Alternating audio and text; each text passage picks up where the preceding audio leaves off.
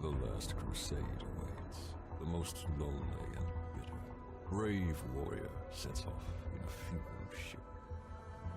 Sacred ritual ended with a farewell song. Holy flame destroyed all earthly ties. The gods wait in their chambers, but short paths are not meant for the brave. Dark demons, ancient lords of deceit, abducted the soul floating quietly towards Asgard. With faithful sword and his fate in his hands, he enters Niflheim, the harsh land of ancient spirits.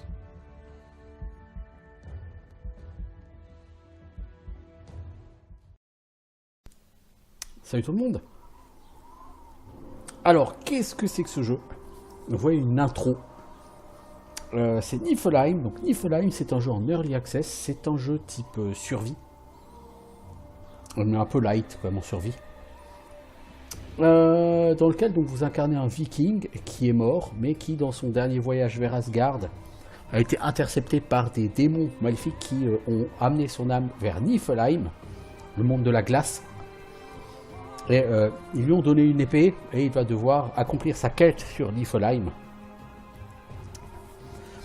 Donc le pitch est un petit peu... pourquoi pas, hein, j'ai envie de dire. Alors c'est un jeu donc en Early Access, hein, donc au niveau contenu il y aura certainement des ajouts plus tard. Quelle est la force de Niflheim? Niflheim c'est un jeu très original. C'est un jeu relativement, non pas en 3D, non pas en 2D, mais relativement en une dimension. Vous allez voir, votre personnage va explorer des contrées, il va récolter de quoi faire du craft, donc par exemple se crafter une forge, pour se crafter du matériel, il va pouvoir se fabriquer aussi un établi donc pour traiter le bois, il va se crafter son château, un poulailler ou des choses comme ça, et à partir de tout ça il va pouvoir survivre, parce que comme j'ai dit c'est un jeu de survie.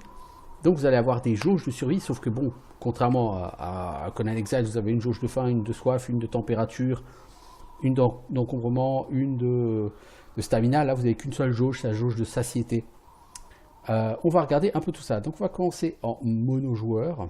Donc je vais commencer sur un nouveau profil. On va appeler profil 2, peu importe. Donc le monde est constitué d'une cité au centre et de 4 régions autour. Donc vous avez une région...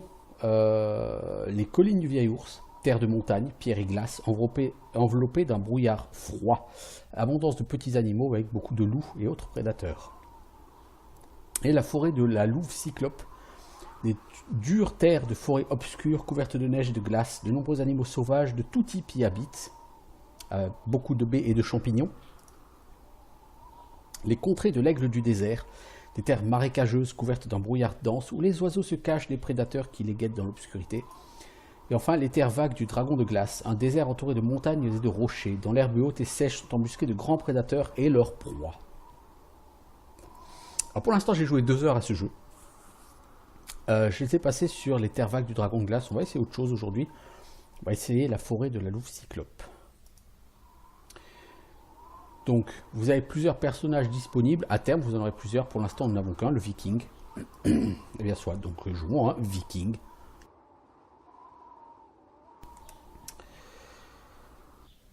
Alors.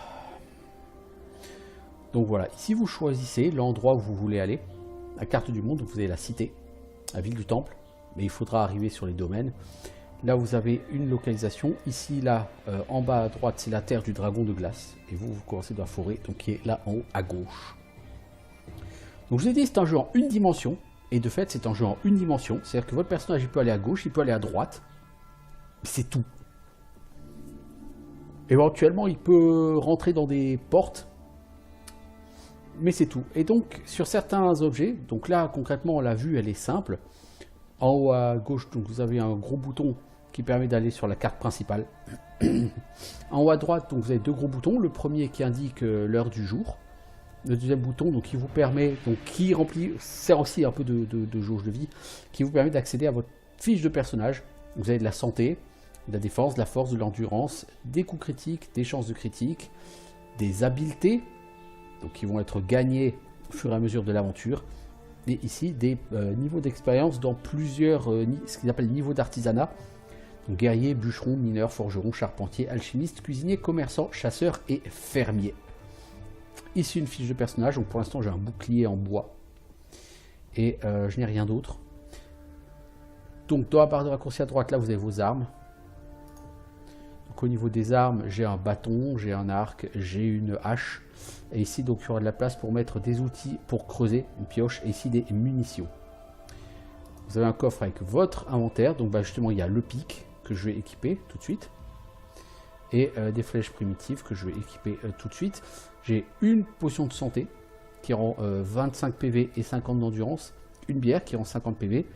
De la charcuterie qui donne 20 en satiété. Un poêle à charbon. Et un piège. Donc tout en haut, vous avez ici donc une jauge de vie, 600 sur 600. En dessous, une barre de satiété. Donc la barre de satiété, c'est la barre de faim. Hein. Plus vous allez, plus le temps va passer, plus elle va baisser. Donc il va falloir régulièrement récolter de quoi vous nourrir, sachant que la bouffe rapporte quand même pas beaucoup de satiété. Et donc régulièrement, vous allez vous trouver des lieux avec ici des espèces de ronds de couleurs dessus. Quand vous cliquez, ça vous indique que vous pouvez faire des constructions. Donc, par exemple, pour construire une muraille en bois autour de mon chez moi, il me faut 5 bouts de bois et 5 branches. Après, je peux aussi rentrer chez moi pour voir ce qui s'y trouve. Et ça peut être utile. Donc, dans votre chez vous, donc les ateliers, vous allez avoir un coffre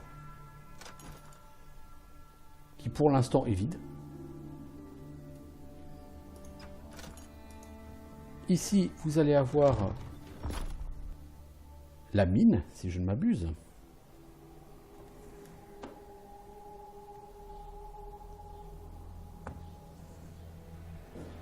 Voilà, vous avez votre mine personnelle. Donc on va commencer à... On va équiper la pioche, vous voyez. Donc si j'équipe la pioche et les munitions, ça les met directement sur le raccourci. Et donc vous tapez. Et s'il y a quelque chose, eh ben, vous pourrez le ramasser. Donc première chose, puisque j'ai utilisé des outils de bûcheron, le jeu va me donner des quêtes. Et là en l'occurrence, ça va me donner une quête. Quête, mission bûcheron. Vous avez attiré l'attention de la dame des royaumes des morts. Ensoleiller sa journée avec une nouvelle victoire, trouver 5 madriers, c'est-à-dire 5 bûches. Et nous vous récompenserons donc avec une miche de pain et 15 sous. Ok, donc les bouts de bois, je vais en avoir dehors. Hein. Et donc là, votre mine, vous allez l'exploiter. Donc c'est-à-dire vous cassez et vous avez régulièrement du stuff à ramasser. Là, par exemple, il y a de l'argile.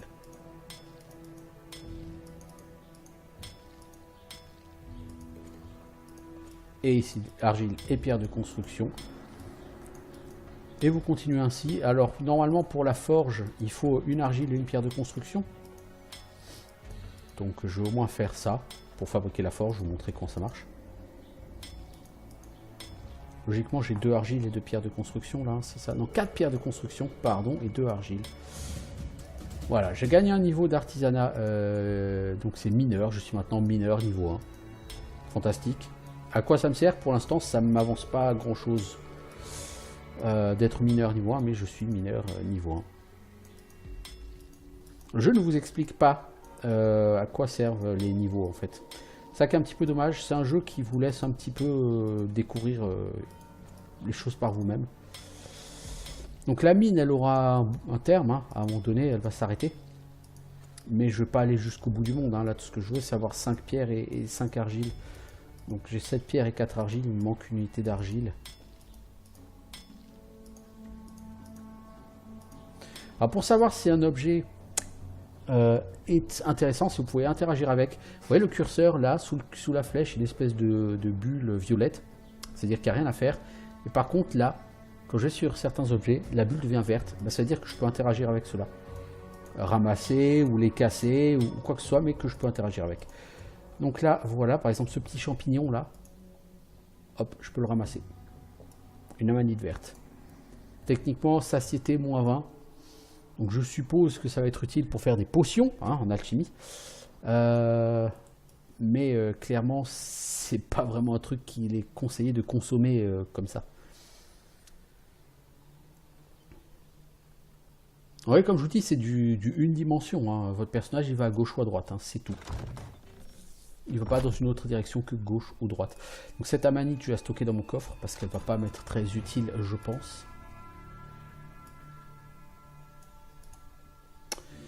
Voilà. Alors, ici, on voit un panneau. Ce panneau me dit que je peux construire un deuxième coffre si j'ai 3 planches et un lingot de cuivre. Ok, ce n'est pas le cas. Ici, j'ai quelque chose à construire.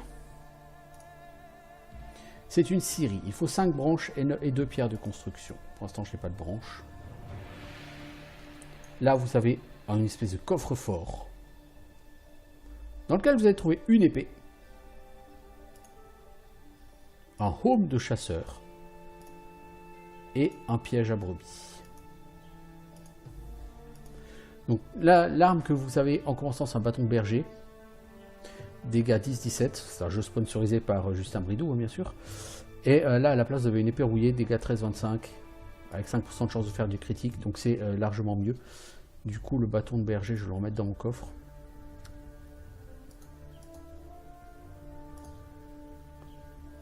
Et pour équiper le casque de chasseur, donc qui va me donner moins 10% de chance de coup critique. Chance critique plus 10%. Défense 4%, partie armure du chasseur. Donc c'est une partie de 7. Pour l'instant, je suis déjà équipé ce casque. Donc les dégâts de mes coups critiques sont réduits avec cet item, mais j'ai 10% de chance de faire des coups critiques en plus. Alors, notez que sur la fiche de personnage, il y a des choses que je ne vous ai pas montrées. Les sauts, ce sont des choses qu'on pourra débloquer, hein, qui vont permettre de développer le personnage. Par exemple, le saut du démon conquérant, dégâts de mêlée plus 20%. Donc il faut 25 en habileté. Des habiletés, vous en gagnez au fur et à mesure que vous accomplissez des choses. Des missions, pour l'instant, ce sont les quêtes qu'on va obtenir. Donc on va glaner des quêtes un petit peu partout. Donc là, j'ai une mission de bûcheron. Et diplomatie, eh bien, ça va être les différentes personnes, les différentes factions, je suppose. Je ne sais pas trop, j'ai pas trop regardé ça de près. Donc ici, une autre zone de construction, c'est pour faire une forge. Et il me faut 5 pierres, 5 argiles, ça j'ai. Donc je construis la forge. C'est la forge de base que je vais construire. Cet atelier, je pourrais l'améliorer par la suite. Pour 5 charbons, 5 planches et 5 pierres de construction. Et en attendant, je peux utiliser cette forge pour me fabriquer un home lourd. Des épaulettes du gladiateur, des brassards en fer, des lingots de fer, un poêle de bois et plein d'autres choses qui ne sont pas encore disponibles parce qu'il faut d'abord l'améliorer au niveau 2. Je peux faire un poêle de charbon également. Donc comme vous le voyez, c'est globalement quand même un jeu où vous allez pouvoir faire du craft, vous allez améliorer vos compos, vous allez améliorer vos établis pour faire de meilleurs objets. Et aller tout au bout ici, c'est très intéressant parce que vous avez un fauteuil. Sur ce jeu, vous asseoir, c'est le seul moyen de régénérer votre santé. À part, bien sûr, les potions ou la bouffe qui vous donne de la vie, mais ça, il y en aura de toute façon pas beaucoup. Pourquoi c'est intéressant? Parce que vous allez voir que si mon personnage devient très blessé, je crois que c'est en dessous de 100 PV, mon personnage, qui est déjà pas très rapide, va se mettre à avancer, mais littéralement à 2 à l'heure. Et c'est ultra dégueulasse d'avancer aussi lentement. Par contre, là, je dois avouer que le jeu a l'air d'avancer avec 2 FPS. Alors, par ici, il n'y a rien à faire de spécial pour l'instant. Là-bas, il y a un feu, il y a des sortes de pierres runiques, mais il n'y a rien avec lequel, si. Là, je peux essayer de construire quelque chose. Donc une cuisine, hein, il me faut du madrier, de la pierre de construction, des branches, vous voyez, c'est toujours sur le même genre de truc de construction. Ici, encore un coffre. Encore un coffre. Et ici, vous avez de quoi faire de l'alchimie. Donc là encore, il faut de la paille, du bois, de la pierre de construction. Donc ouais, vous avez plusieurs établis que vous allez utiliser pour construire un maximum de choses. Vous allez construire plein de coffres pour stocker des choses, etc. Ne vous fiez pas des sacerdotes, cherchez-les dans les oubliettes, ce que vous craignez le plus. Bref. Donc là, c'est ici que vous allez faire tout ce qui est craft. En tout cas, vous allez mettre ici vos ateliers. Et donc, il va falloir aller à l'extérieur, dans le monde, et récolter un maximum de ressources. Donc, les ressources qui sont de type pierre, sel de roche et argile, vous allez les avoir directement dans votre mine. Pour tout le reste, tout ce qui va être bois, paille et plumes, et que sais-je encore, eh ben, il faudra aller en extérieur. Donc, par exemple, là, il me faut 5 bois et 5 branches. Donc, il va falloir aller couper des arbres. Alors, régulièrement, comme je vous dis, il faut vous fier à la couleur de votre pointeur. Là, quand je mets sur le buisson, le pointeur il est violet, donc il n'y a rien à faire. Par contre, à côté, là, sur les espèces de petites herbes, le pointeur il est vert, donc je peux ramasser quelque chose. Donc il faut vraiment toujours garder un œil sur le pointeur pour voir ce que vous pouvez ramasser et ce que vous ne pouvez pas ramasser. Là, il y a un arbre, donc j'équipe ma hache et je vais taper dessus. Donc il faut taper plusieurs fois dessus pour que l'arbre casse et après vous avez des ressources à ramasser. En l'occurrence 6 branches.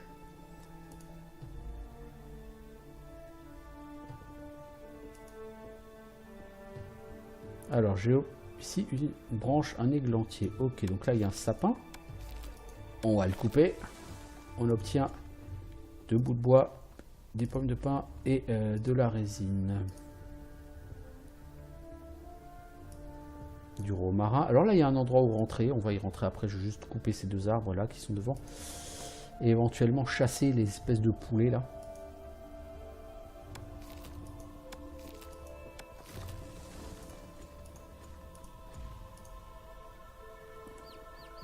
Alors le poulet, vous pouvez essayer de le taper avec votre épée, mais il va fuir si vous approchez trop. Le plus simple, c'est d'y aller vraiment à l'arc. Le problème de l'arc, il faut avoir des flèches. Les flèches, vous allez en choper en tuant des squelettes. Mais vous n'allez pas en choper tant que ça non plus. Alors, ces herbes, on peut les ramasser. C'est de la paille. Toi, le porcelet. Voilà. C'est de la viande de porc. C'est toujours bon la viande de porc. Miam miam miam.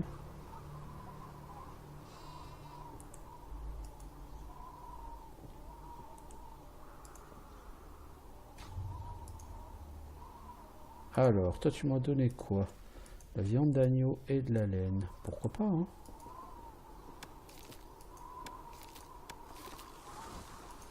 Alors, a priori, la carte n'a pas l'air d'être générée de manière procédurale.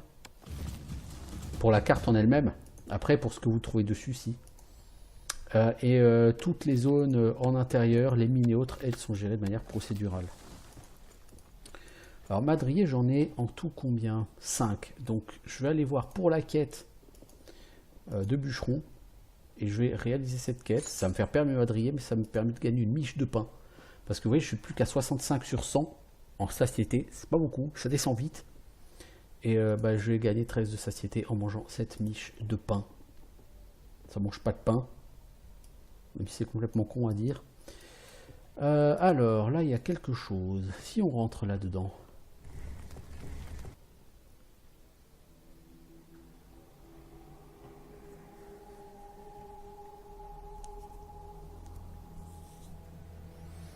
Alors, nous sommes dans une mine au niveau 1.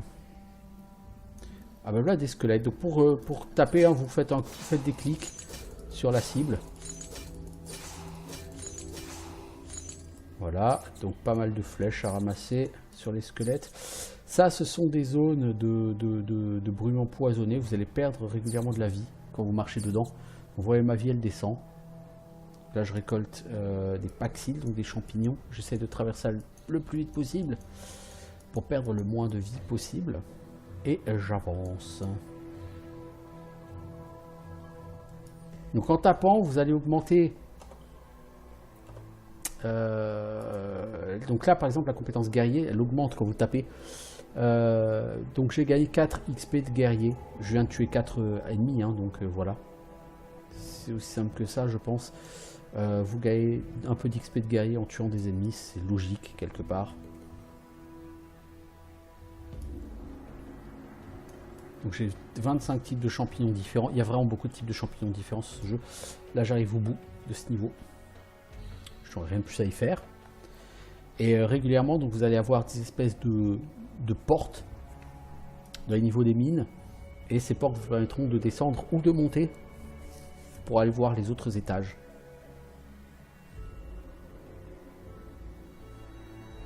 Là encore, au niveau du gameplay, on est sur quelque chose qui est vraiment très simple. Hein. C'est pas un jeu qui se veut compliqué. Ça, c'est la sortie. Oh, loup non mort. Il a 300 PV lui par contre.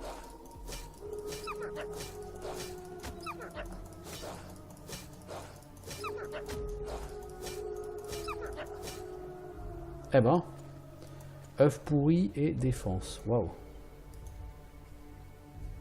J'ai plus de 297 PV, vous voyez, donc là je suis déjà mal barré. Donc là je peux monter ou descendre puisqu'il y a une flèche en haut en bas. Si je veux descendre, bah, j'arrive tout simplement à l'étage inférieur. Tiens, un coffre. Alors nous avons un rat. Voilà. Il donne des glands. Alors pourquoi est-ce que les rats donnent des glands? Nous avons 13 flèches.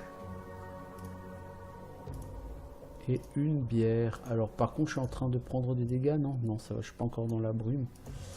Pour fermer la fenêtre, malheureusement il faut fermer le coffre. Je trouve ça un peu dommage que ça se ferme pas automatiquement. Punaise, mais c'est pas le moment de me donner des quêtes?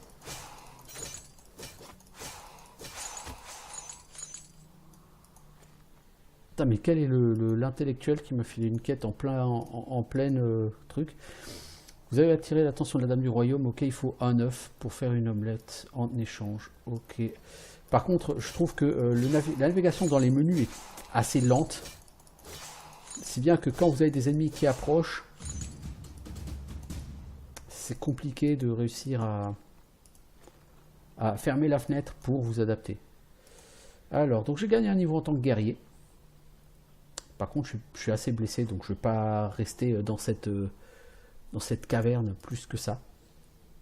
Voilà, donc là, comme j'ai gagné un niveau de guerrier, de bûcheron, de mineur, ça me permet d'avoir des points d'habileté. XP de guerrier, maintenant je suis à 25 sur 100. Le jeu ne vous dit pas assez ce que vous apportent les niveaux. Du coup, vous ne savez pas vraiment si ce que vous avez fait c'est fantastique ou pas.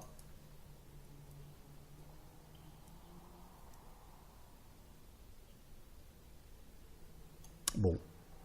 Donc voilà, vous allez avoir pas mal de mines comme ça en plusieurs étages. Donc là, on voyait qu'il y a un étage en dessous, là par exemple. Vous allez donc vous balader dans les mines. Vous allez aller aux étages les plus bas. Et vous allez en sortir avec de l'XP, avec des ressources. Là, en l'occurrence, j'ai eu 12, ça ressemble à des carreaux d'arbalète, tout ça.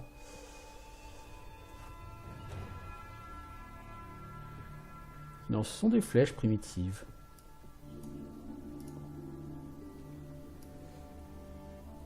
Et là, vu mon niveau de santé actuel, eh ben, je vais essayer plutôt d'aller me reposer. Donc je ramasse ces champignons que j'avais oubliés sur la...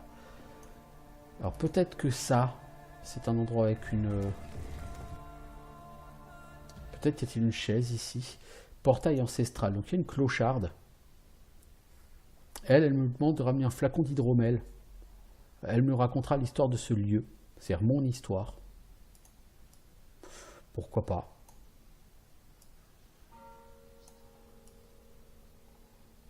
Et donc là, vous avez un fauteuil. Et donc, vous pouvez vous asseoir dans le fauteuil. Vous allez voir, votre vie va se mettre à remonter toute seule. Voilà. En gros, là, on a déjà relativement fait le tour du gameplay, bien évidemment. Donc on va pouvoir essayer par contre de voir si on peut pas récolter du bois, si on peut pas améliorer encore autre chose. Et vous voyez la satiété elle est déjà redescendue à 67, donc il va falloir que je prenne plus de satiété.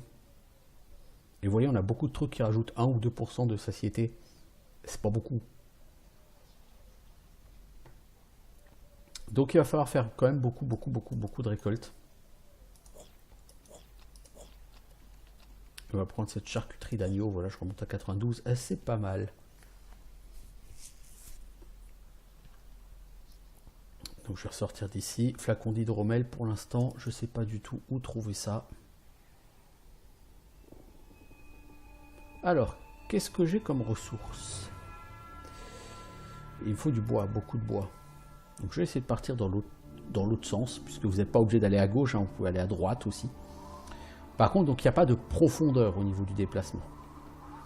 Alors sur les côtés, je peux construire ici une serre en bois, un poulailler en bois, ou une bergerie en bois, selon la ressource que je veux développer. Et de ce côté, vous pouvez construire exactement la même chose. Serre en bois, poulailler en bois ou bergerie en bois. Donc vous pouvez faire 2 poulaillers, vous pouvez faire un poulailler et une bergerie. C'est vous qui voyez les ressources que vous voulez développer.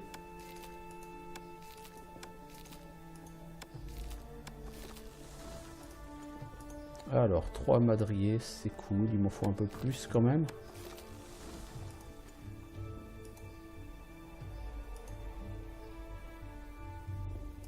La camomille, bien, bien, bien. Donc j'ai 6 madriers, donc normalement je peux crafter une partie...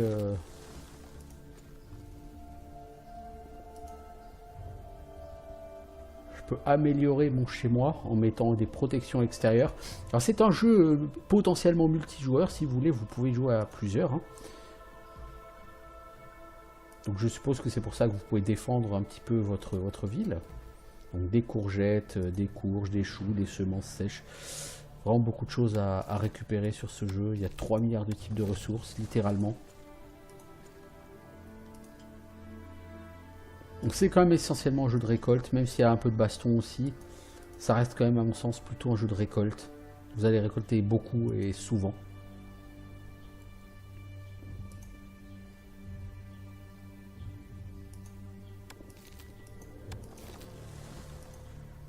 Les branches, ok. Ici ça a l'air d'être l'antre de quelque chose. En tout cas la tête d'ours là, elle est magnifique.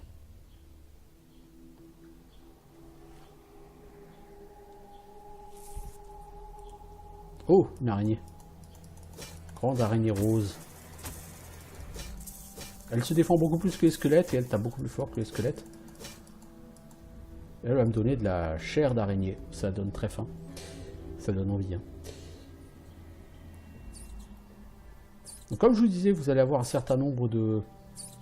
comme ça, d'espèces de mines ou de cavernes qui vont tout être sur un type de modèle identique, c'est-à-dire voilà, des couloirs, vous allez à gauche ou à droite. De temps en temps, vous avez une porte pour changer de couloir. Mais comme je vous dis, c'est vraiment un jeu en une dimension, hein, c'est gauche ou droite. Donc il n'y a que l'abscisse, si vous voulez. Inventaire plein. Ah, est-ce que j'ai pas un truc à manger qui me donnerait un peu de satiété? Melokia hirsuta, tiens voilà, ça mange pas de pain de prendre ça. Et je vais rentrer chez moi et je vais aller plutôt construire quelque chose. Et je vais mettre des choses dans mon coffre. Ça fait une demi-heure que j'y suis. Donc au niveau du principe du jeu, je pense que là, le principe du jeu est bien compris. Hein, donc clairement un jeu de survie. Donc vous allez faire de la récolte, vous allez faire de la construction, vous allez faire des ateliers pour faire du craft, de la cuisine, des pièces d'armure, des armes. Waouh, j'ai réussi à tuer un porcelet, disons. Et régulièrement, il y a du respawn, donc d'animaux ou de ressources.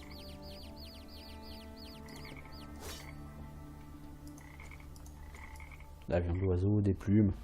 Là, il y a des espèces d'oranges hein, qui sont revenus. Un hérisson. Est-ce que j'ai intérêt à tuer cet hérisson? Ouais, il donne des glands, allez. Et donc on va améliorer tout de suite notre tanière qui est relativement pourrie hein, dès le départ. Et voilà, du coup notre chez nous il commence à avoir un peu plus de gueule et il y a un corbeau qui arrive et le corbeau va nous donner une quête. Il va nous demander 2 œufs pour une omelette. Alors j'ai déjà une quête qui me permettrait d'avoir une omelette pour un œuf. Donc je trouve qu'elle est plus rentable. Bon l'intérieur par contre c'est le même, hein. C'est juste que ça fournit des protections à l'extérieur. Donc voilà, pour aujourd'hui je ne vais pas faire plus sur ce jeu, parce qu'il y a clairement, faut y passer du temps, quoi. Essayer de vous développer, de voir ce qu'on peut tirer de ce jeu. Moi, donc, je vais m'arrêter là pour l'instant. C'est juste une petite vidéo d'introduction sur ce Niflheim. J'y reviendrai probablement pour voir un petit peu plus en détail ce que ce jeu peut donner sur la durée. Au niveau du principe du jeu, donc le jeu est tout à fait sympa à jouer. La prise en main est très simple. Reste à voir si les objectifs sur le long terme sont intéressants et peuvent nous tenir en haleine. Mais ça, il n'y a qu'en jouant qu'on le saura. Voilà, voilà. Je vous dis à bientôt. Ciao tout le monde.